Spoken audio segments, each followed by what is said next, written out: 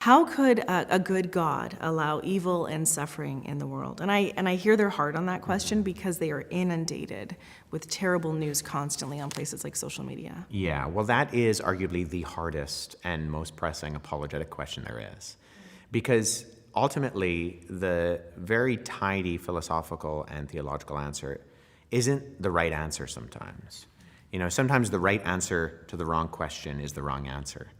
Because I've encountered situations where someone has brought up a variation of the problem of evil to me, and I've just felt uneasy about maybe the tenure that they're coming at with the question, kind of the character that maybe is behind the scenes, and asking them, that's a great question, why are you asking that question in particular?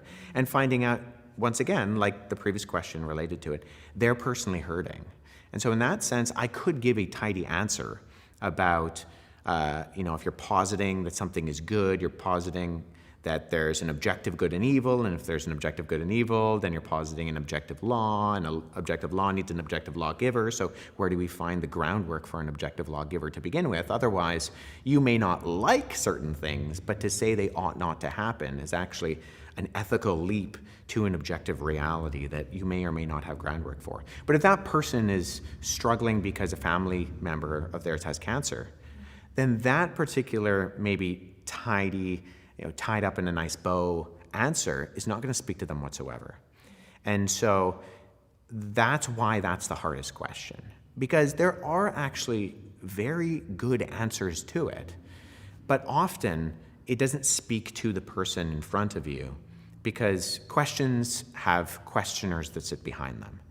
And one of the pitfalls of my chosen field of ministry, apologetics, is that sometimes we give answers where we talk at people rather than with people, and there's a danger to that.